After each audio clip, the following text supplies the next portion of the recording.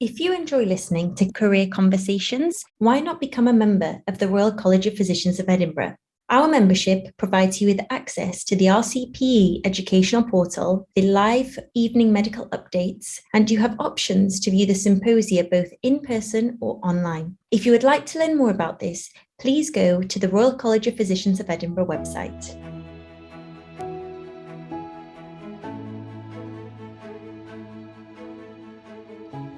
Hello and welcome to this PACES podcast run by the Royal College of Physicians Edinburgh Trainees and Members Committee. In this podcast today, we're going to discuss and reflect on a candidate's perspective on going through the exam experience. The aim of this podcast is really to share somebody's experience through the preparation for the exam day, and waiting for the results. We're going to talk a little bit about the PACES 23 changes, but really the aim of this is to give you an idea of what a candidate experiences during the exam. I'm delighted to welcome my co-host, Dr Aparna Potluru, who's an IMT1 doctor working in the southeast of Scotland and aiming to do a future career in dermatology. Aparna sat her PACES exam just at the end of 2023, so it'll be lovely to hear a bit about her experience as well. Our guests in today's episode is Dr Joseph Zhao, who's an IMT2 trainee working in southeast of Scotland. Dr Zhao graduated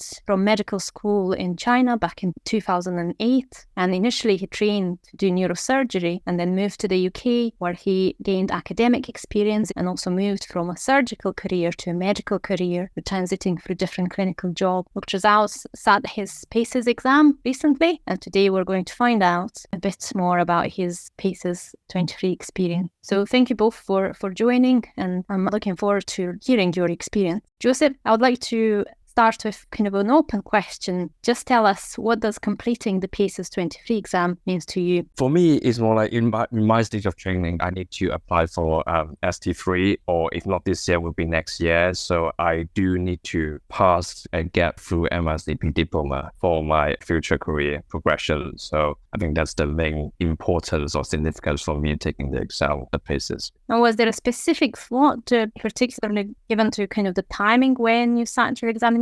So you're currently in the middle of your IMT training. Was it particularly that you wanted to do it at this stage? What do you think about it? For me, it's because I think I passed MRCP2 last year around June. So my hope was to sit PACES as soon as possible. But I think I missed applying for the last DAO in last year. So I have to just make it do with first DAO this year. And for me, basically, I want to push for it because I tried to apply for ST3. So if I manage to get any ST3 process, I can skip my ST3 and progress directly to specialty training. So yeah, timing is basically as soon as possible. That was my principle. But to be fair, I really need to get past at this DAO, because if not, then I will lose my ST3 applications and I will basically have to reapply sometime next year for ST4. So really for you was important in terms of the timing of your progression. I didn't ask you previously, but what specialty are you applying for as a group 2 specialty? I applied for oncology and intensive care this year, both ST3.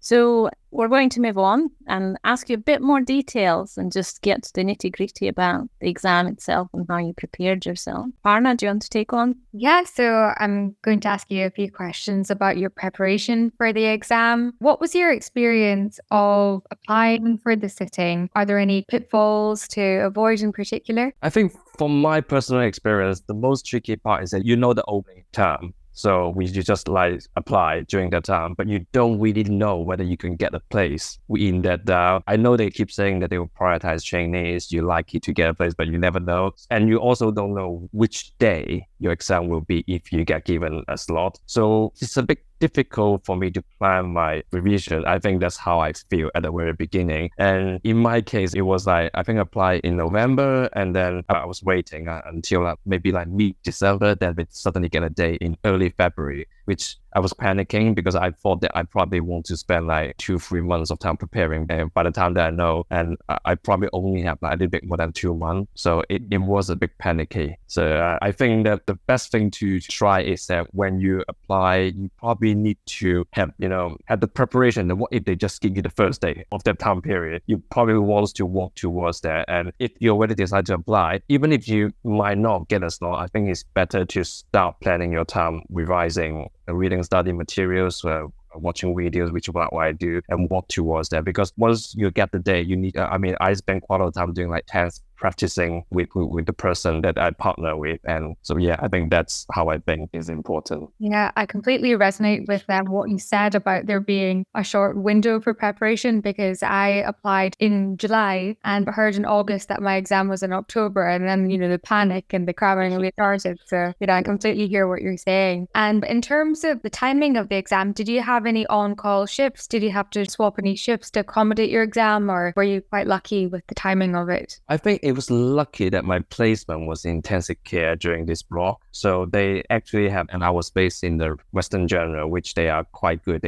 They have like a lot of training, not just medical, and they got like ACCS trainees and stuff. So a lot of time they got more doctor to patient ratio. And for me, once I got the day, I emailed the clinical supervisor on my blog and the rota master.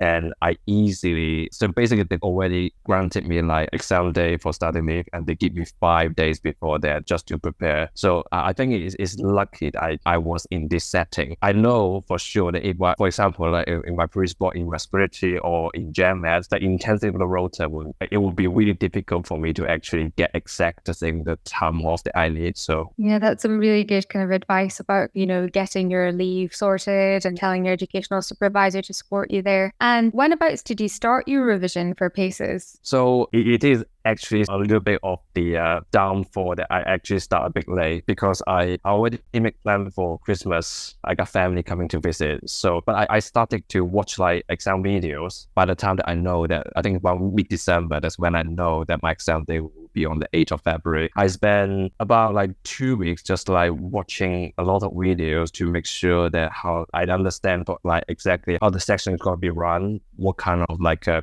format or what kind of expectation that they would have for us. And after that, I think I spent at least a full month doing intense practice with the person that I partner with, and just to do the exam. And also I was quite lucky. When I was in Western General, they do have a PACES group, which they will organize all the people at the starting of the block. So, okay, all of us are sitting the PACES at this block, and do you guys want to pair up? Or do you already have a pair up person? And once we do, then basically they will organize like teachings, and they also have mock section with a consultant. I think those are the most helpful ones, because you actually doing exactly what exam is doing with the consultant, who some of them are actually like PACE examiners. So I think those are really helpful. And I think I do weekly practices with the person I pair with, about minimum 1 section per week, that we find at least like 2 to 3 hours, just like go through the basis and practice on patients. And I think I joined those mock sections. Like I joined 5 mock sections before, because it's also quite competitive. A lot of people will sign up for it. So I only managed to get 5. But I think all those are really helpful,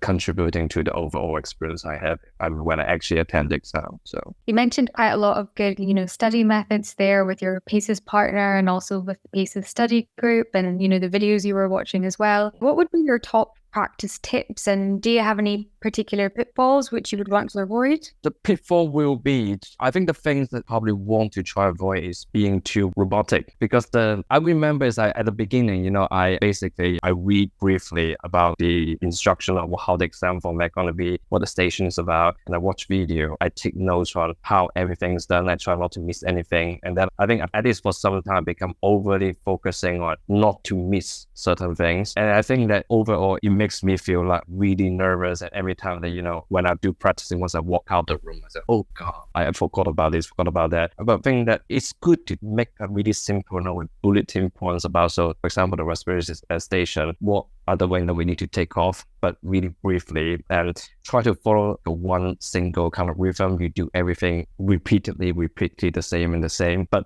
I think at the same time, also try not to be too focusing on certain orders or certain, especially like examination signs. I think sometimes I spend a lot of time focusing, trying to dig out all those, but it's not necessary and also just make me overall nervous. And I think the tip is really just that, at the beginning, you basically start to make bulletin points of each station.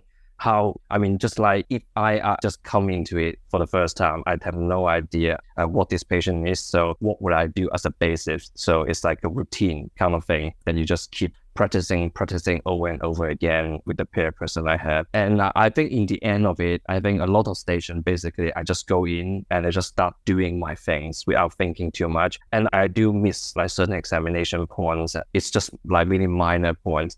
And I think the important thing, try to keep your confidence, keep going. But basically, you will find, I think, 85% of the positive clinical signs and findings, and you report it with confidence and more than they want from you. Yeah, I know. I completely understand what you're saying. I was like very stressed with, trying to pick out everything and trying to get all the details to the point at the very start. However, as I developed and started revising and I started speaking to consultants who examine for PACES, they're just looking for a safe potential med reg, a safe pair of hands you can run, a DGH overnight is the kind of vibe they're looking for. And remaining calm, doing most things, good and safely is what they're looking for. So as I went by, examinations and everything just became muscle memory. And I think having that kind of composure just really helps in the long run. In terms of culturally, did you find that there was any UK-centric behaviours or cultural differences which you might find important to highlight?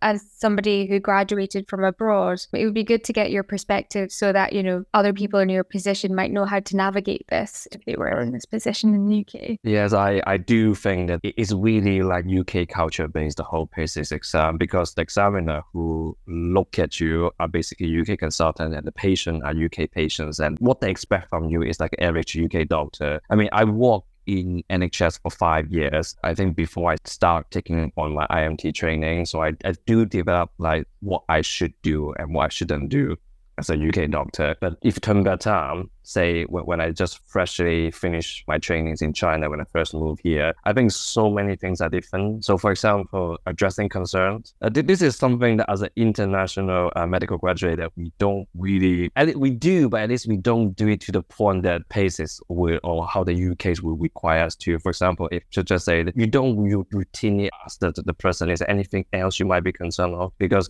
when I practice in China, it's more like that they come for me, they got referred to me for this reason, I address this, that's it. Whatever other reason, there's somebody else will address it. But in here, we address their condition and also we ask them, is there any other concern, any social concern at home? I think this is something that we would have highlighted if we have been working for UK for so long, because that's how we do it every day, like working as a med reg. So I think this is something that I would think that being an IMG would be a bit weak of. And is there any way to get over it? I think it's quite hard because it's not just one aspect. If you think about it, there's like many things. So for example, we in China, even till now, the routine practice will not have like therapy MDT input. The so-called MDT they have will be a bunch of like specialty doctors or surgeons basically come together, discuss the plan. And also, does the patient's perspective important to them? Probably not, because all they talk about guidelines and prognosis, what's best for them. And they tend not to take or heavily emphasize on would this treatment strategy impact on the patient and their family's life a lot. But in here, as we witness that how we do things is that we get an MDT with therapists, we consider a lot on people's function. And if we propose treatment, we have impact on the patient's life or their life, the family. So I think there's quite a lot in that area. It's just like day-to-day practices and how we respond and how we treat patients here is so different elsewhere. And I do feel that if any like freshly graduating IMGs or if they just recently come to UK and start working, it would be good if they spend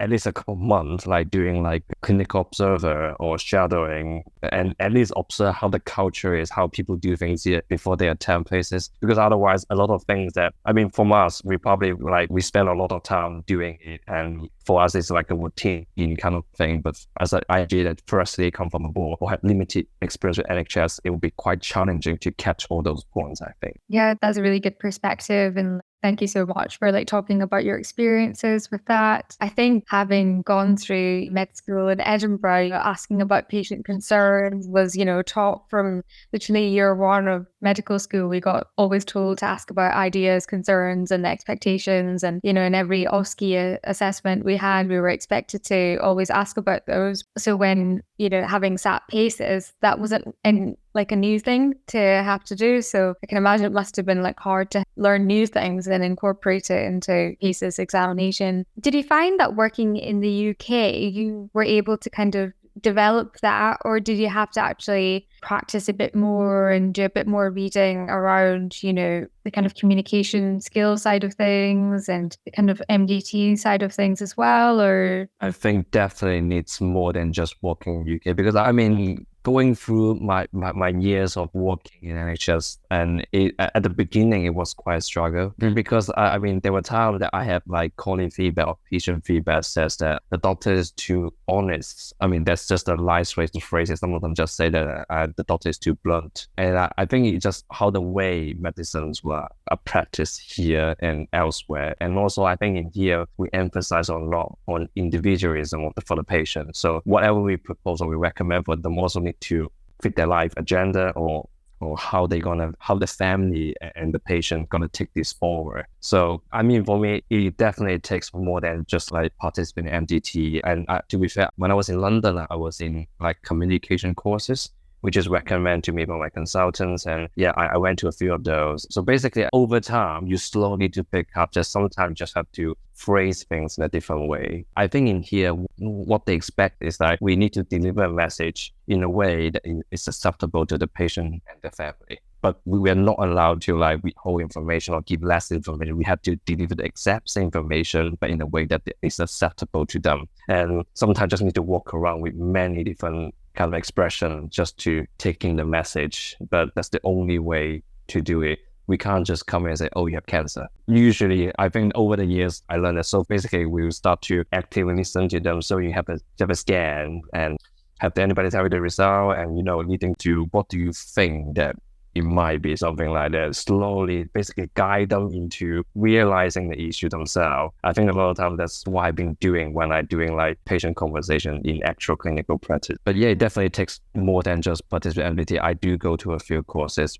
for communication before as well. That's really useful advice which you've gave there. And I also wanted to ask, did you use any resources to prepare for PACES? You mentioned your study group and some videos you watched. Would you be able to mention what you found in particular useful, and the kind of financial support available to be able to fund those and things? I use past tests for all the videos I watch, and I think they're not the best, but they're quite good, because basically they will tell you the examination stations from top to toe. They were demonstration, and then they have different conditions and what kind of question might be asked. So if you watch all the videos, and which I did, I felt that I do have a quite good understanding of how the setting will be and what to expect and what they expect me to do. So that's one of the resources that I think is quite recommendable. The other things that I use is I tend to focus PACES neurology course in Glasgow. It's actually not expensive, about £140, and I get it from my study budget. And it's really good because I think a lot of people will agree that neuro station is quite scary, because you just don't know what to expect. Because it might be easy to just get a Parkinson patient, or if you actually get one of those really bizarre, have multiple signs which you cannot even summarize, inherited ataxia, that kind of thing. It can be quite panicky. But obviously, I don't think that they put really complex and difficult patients in the PACES exam. But I think that the course did provide a series of 5 different patients with really complex neurology. And because I was trained to be a neurosurgeon, so I think my neuro examination technique and knowledge is actually okay. That's how I felt. And I also worked a year in London as a neurology reg, and so I thought they're actually going to be okay. But I think when I actually stepped foot in their courses, when I actually examined patients in there, they got so many signs in one single person. And I actually find it hard to express, to present. So basically, they would guide you to summarize all this. So for example, if somebody have this and that, multiple diplopia in all direction and gapitosis, I think that's how I feel when I attend the course. Initially about, what should I say about this? I would just keep sticking to my senior gravis, but what they told me that you can easily summarize is a really complex opemplegia. I mean, which, okay, by the time that they guide me there, I find it's instantly, I realize there's a lot of things you can summarize with syndromes and stuff, which will help a lot when you're actually going to a PACE exam if you do see really complex patients like that. But I think luckily in my case, I only got like the simple Parkinson patient, so I did not actually need to use that. But it definitely helped with confidence. And also it helps me to feel like more at ease if I actually come across somebody that complex. It's more in clinical setting, you're fine because you can just like write a long sentence and then you talk to your consultant, you get a plan. But in an exam setting, you'll always be so scary that, oh, did I actually say everything out? Especially if you've got so many signs, and how should I summarize it and how should I differentiate it? I think that they will give you like a really systematic kind of approach to how to go for those really complex patients. And were there any podcasts or any other books which you used to prepare for the exam at all? I did. I think PACES Cases, which is quite a small volume book, and I sleep through most of it. I did listen to a few different podcasts, but because I never actually, go through the whole thing. So, people recommend this, I go in out and listen to 1-2 episodes, and somebody recommends something else. But I think they're all really helpful because it feels like in the end of the day, you're listening to the same experience over and over again. And the focus is basically on what you mentioned, that you just keep practicing this routine until you become your muscle memory. And that's how you be confident in your exams. But I think the other bit that is important is about how to make your differentials, how to address concerns. That kind of thing probably just have to come from your knowledge base and your experience. So, I agree. And I don't think it's compulsory that you have to do a course. And obviously they are quite expensive. And in a lot of deaneries, the study budget doesn't actually cover the cost of these courses. Just, going around with study buddy and, examining patients is enough, and going through the official resources and, some books and things is enough, like if you structure it in the correct kind of manner. And I just wanted to also plug in the RCPE podcast, which we have on Demystifying PACES, and Evening Medical Updates, which also covers a lot of the kind of content which is covered in PACES. I did take a few RCPE evening updates. Those are really specifying topics. So there were endocrines, it's just depends your interest. I do went to a few. That's really helpful because for those, it helps you to form your systematic kind of diagnosis and differentials. So if you get enough, soon it's also going to broaden your knowledge base and make you more confident in presenting and making differentials and making like treatment plans. So yeah, that is helpful, and I did use that. Thank you so much, Joseph. These are just really great insights. I was listening to your conversation with Aparna and really brings back some memories, but the top tips are so very relevant to all trainees. I'm going to take you through the next section of this podcast, if that's all right. And really what I'm interested to talk about is the immediate period prior to the exam and the exam day, so the experience of that. Tell me a little bit about the week prior to the exam. How do you find what to really focus on? Because it can be quite nerve-wracking knowing that you probably have to do everything many times, go for all the stations. How did you approach that just in the last week, knowing that this is it? It's time limiting. I think for me, my personal experience, that when it gets to that point and your nervousness is just built up higher and higher.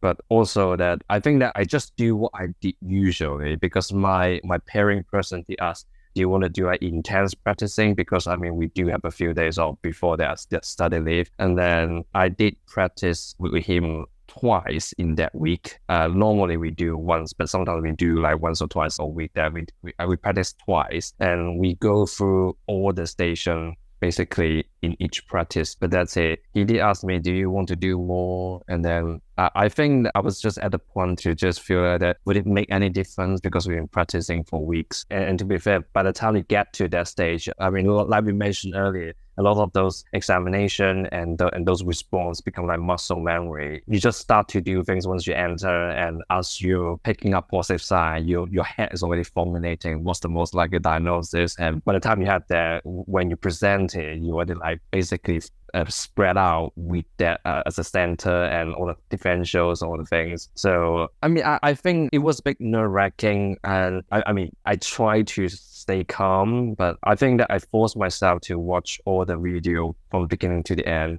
in that week, which takes a few days. And also it helps because I just stay home and not do anything else and go through my notes And I think the day before the exams, I just tell myself to just try and relax a little bit, because no matter what you do, it's not going to make any difference at this point. And I've done my preparation, and that's all I would have for now. And I was a bit paranoid as well, because my exam is not in Edinburgh. It's somewhere around, I think, in Newcastle. I traveled there a day before and stay in a hotel, because I was so scared that, sometimes there will be unexpected delays on the Wales. You don't want to really just miss the train, or the train got delayed for 3 hours. There's nothing you can do. I think that's quite painful for me. So that's why I did the night before. So that leads us nicely into the next kind of question. So as you said, you travelled a bit earlier, a day early, just to put your mind of kind of ease that you are there. Yes. You're not late. You'll be there on time. You know where you're going and where your centre is.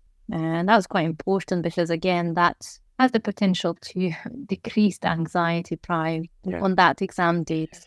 Tell me a little bit just on these practical aspects. So you travel the day before. What about the day of the exam? So you get up, you know where you need to go to the exam centre. Is there anything specific that they ask you to take in the exam or have for the exam? So practically, what they say on the instructions is that you don't need to bring anything. They would provide anything. But all the people who sit the same dial with me on the same day, everybody brought everything. So you will have your stethoscope, you have your torchlight, you got your tendon, you got everything in your backpack. But I think after we go in, it's actually not. I think the tension build up was the highest before you enter the exam scenario. Once you enter, they got people come smiling at you, just come in, sit down, and then they give you a paper project. You just need to color the sheets. So, and then they'll basically tell you that, you can use your own stethoscope, and if you don't want to use yours, you can use the one we provide. And most of them will be provided. Obviously, they want you to bring in as minimal as possible. They will just mention to you, they're not going to be obligated. So for example, the thing that actually bring inside to all the examining rooms is my stethoscope, torchlight, and a pen. That's it. Because I was struggling. Do I want to bring my own tendon helmet? Because they're all the same anyway. And also feels like carrying it, it's just pointing out of your pocket, and it just makes you feel more nervous. Yeah. You don't know where it is. Yeah, your position and stuff. So that's all that we actually need to bring in, and they do have everything if they need to. And also there's time that they put things there, and when you try to use them, they will tell you don't have to, which is a great relief, because somebody with a GCA that I tried to do fundoscopy, which I really hate. And they just, when I try to do this, you don't have this. So yeah. Saving grace, yeah. Okay. And then form of identification, I seem to remember that, but you get clear instructions about what to present, doesn't it? Yeah. Whether we all driving license or passport or... as IMGs, always just bring our passport. Not that many of us drive, I suppose. So we talked about kind of getting there the night before on that day, making sure you're on time, leaving 2 buses earlier if needed, just to be there on time, or walking earlier. Yep. Getting to that exam room, I seem to have memories of this room where everybody, the candidates that are there for that sitting, will wait for a few moments before they start, and then they do all the checks. How is the atmosphere in that room? Any tips to keep up your kind of state of well-being whilst you're waiting there? I'm not sure. How did you feel though? For me, it's my tension is the highest before I enter the place, because there will be, I think it's is it 5? Yeah, I think it's 5 of us just waiting outside, waiting to be called in. And then we just so nervous. Some of them is still trying to read and know. But once we get in, we know that's it. There's no point even trying to read or anything. So they will still tell you that relax, put your back in the place, and then they leave you to roll with a circling of desks, and they each give you a pad. So you just need to color all the numbers, and as you do it, there is I think that there'll be 1 or 2 of those examiners would come in and just say they're quite nice. They actually come in and say that just relax, just do what you normally do at work. That's it. Yeah, I think you're right. I think they do make that. They try and make the atmosphere more relaxed. Mind you, that treat this as a day at work, and do your best, and as you do day to day at work. But it can be very tense atmosphere. I guess everybody's different. What did I do? I'm not very chatty, I must say, in these situations. I'm still learning to do that. I do admire people who can chat and socialize. But everybody's got their own approach. I don't know, how did you find that atmosphere? What did you do? I mean, everybody just coloring the sheets, and I mean, I think at least one or two of them looks particularly nervous. And I think, like I said, my tension started to like fall once I entered the room. And I think maybe because my brain just saying that that's it, that is definitely it. No matter what you do, won't make a difference at all. You're still coming out and walking into your exam station. This is before you enter the room, it's like, okay, should I just take another look at my note, that kind of thing? But once you enter that room, it's like, okay, that's probably really not going to do much difference. And I think I was trying to crack this joke with the person sitting next to me and say, well, that's it. It's not going to make any difference anymore. We're just going to... Yes. I mean, to be fair, I think that's the aim of that, to give you those 5 or 10 minutes or 15 minutes of just taking a deep breath and taking a pause from overthinking things and walking in and doing your best. What about you, Aparna? How did you find that?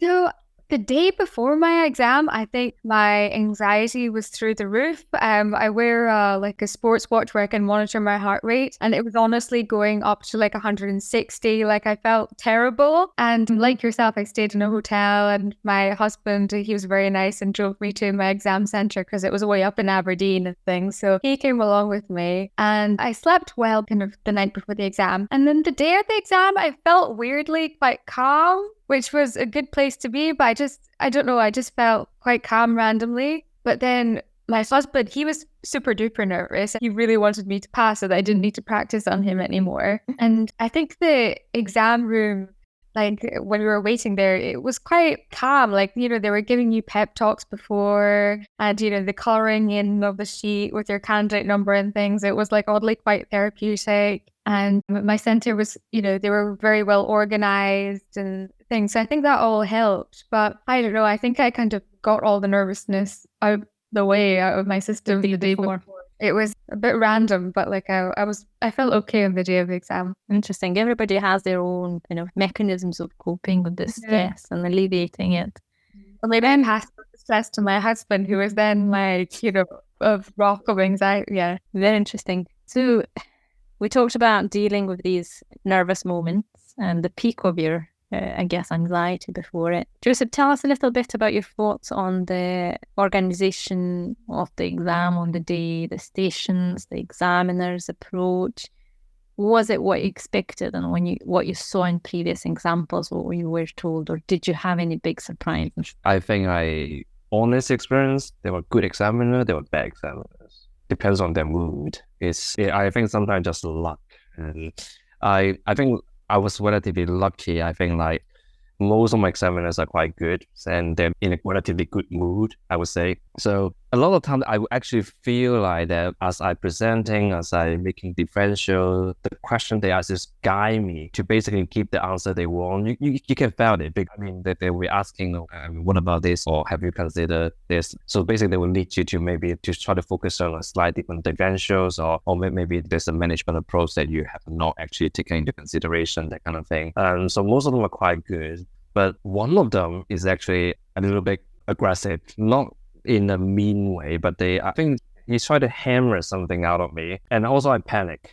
So, you know, I told you one of my stations, it's a consultation station. I think it's just a gigantic apparatus. The history, the findings, everything is basically all consistent with that. But I think they just want to know what else could there be. They're pushing you to see what the limits are, where you go. Yes. I think that's the only one time in all the stations that I feel like that they try to push me to give more differential that I already made. And it's like, sometimes it's just hard to think of anything else if you already think that it's almost like 100% or 95% of GCA fitting. It's like fitting typical presenting symptoms, examination, and the lab test result. I mean, what else could it be? It's just somehow that, but I'm just like, okay, what else could cause these headaches? Like, okay, high blood pressure, but the blood pressure wasn't high. And also, could it be some acroid bleed? But it's unlikely, there's no photo. I thought to keep. So this was a challenging point for you. May I ask you, at what point during the exam did you do this station? Was it at the beginning, towards the end, or middle? It's actually right in the middle. And it clearly affected me because, after when I look at my score sheet, they did not actually give me a really low score. They give me like okay score. So it's not even too bad. I think probably like a 15 out of 20. So it's not even that bad. But the station after, they all take a dip. So I can tell that my emotion was affected by that. Yeah, which is completely natural. And this is what happens, a lot of the time, doesn't it? And what you discussed, which is all discussed about those nerves at the beginning. That's what I was asking, because usually some of the first stations can be very stressful, and then it depends on how you deal with the stress from those while the rest of the exam goes. You clearly were affected by it, but what you were saying, but you managed to bounce back. How did you do that? How did you move on? I try to basically, the moment you leave the room, you should forget about everything, because they basically come one after another. You don't really have that much time, and before you know it, the whole thing's finished. So that's how intense it is. And I try basically, once I get out of the room, forget completely about it. If there's a next station, it's a scenario, I start reading a scenario, there's no scenario, just basically try and go through that. Okay, it's a cardio or is it a neuro, and what will be my routine? Just try to run it through my brain. I try to basically jump through it. Still, I think that, it's not that easy. If you do fail, if you like you fail in person, that one station, you felt that you're not doing too good, it really just worries you, even as you move on. I think that you only do your best to try to forget about it completely. If there's a lesson, there's a reading thing, read it and trying to highlight it on that, because you do have a piece of paper to write things on. Try to highlight that will help, and see if you can shift your attention and focus quick enough. If you do that, it will help. But I think for me, I try my best. I still take a dip in the next two stations. From an international medical graduate perspective, we discussed some of the nuances of where you felt perhaps you needed to pay a little bit more attention to the preparation side of things. But that's also been kind of highlighted and developed through your training so far. Any other specific challenges faced that you had during the exam? So thinking also about kind of ethical scenarios particularly, or other common challenging aspects. I think just like what I mentioned before, they are expecting you to give them what they want. So they expect you to perform to a standard of a UK doctor. So obviously the ethic will be different. How you address people will be different. You need to respect their cultural difference as well. And I really don't think there's an easy way of getting all of this extra information in as an IMG. If you just graduate, just move here, it really has to build up over time, sadly. And the main thing is that I think it's quite important if you at least do a few months of shadowing or clinical observing in NHS setting, or even just in a GP practice, see how the GP talk to patients. I think that's quite important. So thank you for that. Great. I guess you talked to us about the challenges and some of the specifics. So we've come to the end of the exam. You can take a full breath, you can think about it. Where did it help you, or what's your practice towards the end of the exam? Do you find that debriefing, discussing with your colleagues, for example, your partner, but with whom you prepared for PACES, does that help? Or what's your approach of kind of finalizing that on the day? Or do you just want to go get back to your work the next day? Yeah. To be fair, once we finish the exams, that is actually, I forgot everything. When I was in there, when I have a station I don't feel I do too good about it, I was affected by it. Once I got off it, I just okay, that's it. I'm not going to think about it. I'm not going to talk about it. To be fair, I actually hopped a ride home. One of the person that we also work in Western General, he's also sitting outside. Can I hop your ride instead of taking the trains? Okay. In that ride, he still can't resist asking about something, but then it's not really useful, because we realize even in the same round, the same block, in the same station, there were different patients. So they only prepare 2-3 different patients for one station in the same day or in the same time slot. So even if we sit the same round, it's not going to be the same patient. So he asked a few questions, I answered, and he realized, okay, how come it's so different? Is it there's different patients, I saw them, because there's actually a room with different people going in and out. So I thought those are the reservoirs. Yeah, I guess there's different approaches to this, isn't it? As you said, and my preference is also to not overthink at the time, because there is that risk of going into too many thoughts and details about what went wrong all most of the time and right as well. But we're clearly discussing with it now, and you've been able to elaborate details. So I don't know how you find it, but I find it that once a bit of time has passed, it's probably okay, and probably good to go back through your experience and reflect on what went good and what didn't. What was your approach, Aparna? So on the actual day of the exam, I did talk through it with my partner and then, my study buddy, and I talked through, what kind of happened and my experience, as they had, their exam a couple of days after mine at a different centre. And then I just forgot about it for a bit. I tried not to overthink it and things, because I did know that from previous experiences in exam, I just really can't predict. It just doesn't correlate my feeling of how it went, how I actually did. I'm not very good at kind of actually judging how I did on the day. So, and that actually ended up being true for the actual exam, because a couple of stations which I thought I did horribly in, I actually did all right. And so it's best not to overthink it and overstress yourself too much, and just move on. But debriefing is obviously quite good in the moment, just so you can get some heat off and things. Agree. Thank you. Aparna, do you want to take on and talk about results day and results expectations? Yeah. So what was your experience of results day? How did you prepare for receiving your result? I actually, because it was a bit funny, they keep postponing the result day. So initially they said 3 weeks, and then they said that it was going to be 6 weeks, and then it's going to be after the 8th of April or something like that. But bizarrely, I was checking, but I think the 8th of April should be a Monday. I was checking on the Thursday. The status suddenly changed from an application accepted to a result being processed. Okay, it's changed. I started messaging my parents. Did you notice? Yes, I noticed. And then, because I think for some time just routinely log on in and check it. I think I become routine. So, and then I think on Friday, and I just logged in, and suddenly it changed. It was before the announced result day, and basically it already have the result. I did not expect to see it, but I see it. So okay, that's it. Thank God, that's it.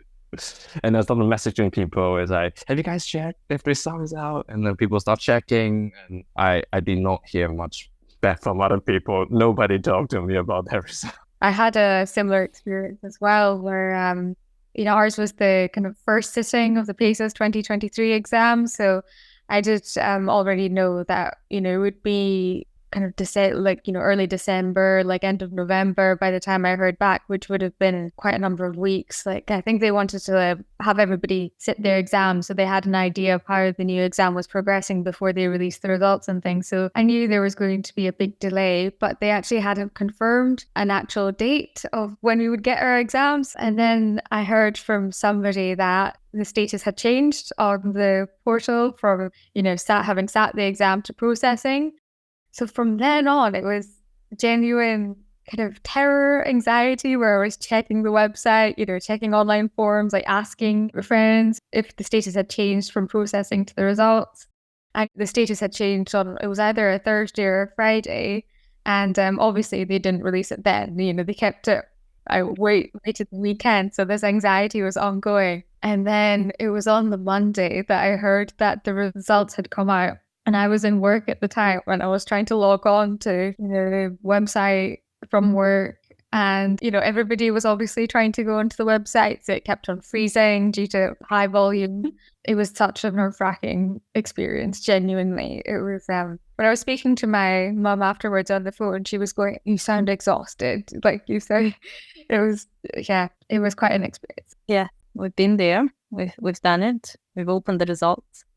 And then this big relief comes with the next stages of our training, what things need to be done. But ultimately with a lot of learning and a lot of training. And I do feel that the preparation for the exam itself probably prepares you for that next stage. And overall, looking back, my feeling is that it was something good to do at the time. And it definitely enhanced my skills and my knowledge. So we're probably coming to a close. It's been very interesting, particularly that it brought back some memories from 6 years ago for me. Shall we do some top tips for those who are currently thinking about PACES, going through the preparation or the sitting? What do you think? I think preparation time is important. Plan it better. I mean, if I could do it, if I need to do it again, I would definitely set like 3 months at least for preparation. And yeah, you need to go through a mixture of like video materials and reading materials, and then you need to have at least a month and a half to 2 months just doing enhanced practicing, and having a pair up person definitely help, because you really need to be challenged and basically do the things under observation. I mean, before I actually try it, when I first started having a paying person watch me do examination, I never felt I would feel so unease when people are watching me do the examination, because I just do it like all the time when you're like on call or on your take.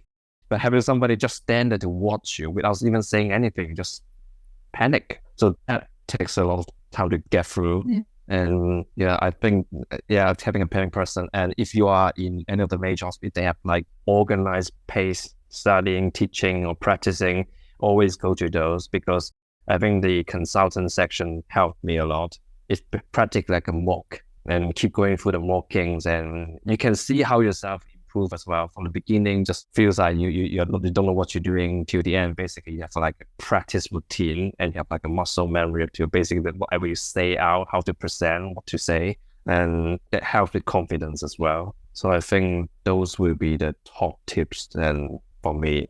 Yeah, I completely agree with you. I think preparation is key. I remember something perhaps I was a bit reluctant to do at the time, but really helped me. And I remember a colleague gave me this tip whereby for the station where you present things, your communication skills, presentation skills, watch yourself in the mirror doing that. And again, it's very unnatural because you're not used to doing that to yourself. But if you can pass that barrier and you're happy with how you do it and you're confident in the mirror, then that helps a lot. And I guess for the exam day, it's what you said, both of you said before, it's about learning how to control your emotions and to leave some of them behind and go in just behaving as yourself on a day-to-day work and, doing your best, because that's who you are, really, and you're there to show what good of a doctor you are. Good. Well, thank you very much. It was great to chat amongst the three of us. Thank you for your time, Joseph, and for sharing your very recent experience and being able to relieve those and go through those. And thanks very much, Aparna, for your time as well. It was lovely to chat during this episode. Please join us in our episodes on demystifying PACES, and hope you enjoy and you find some helpful tips. And good luck to you all for sitting the exams.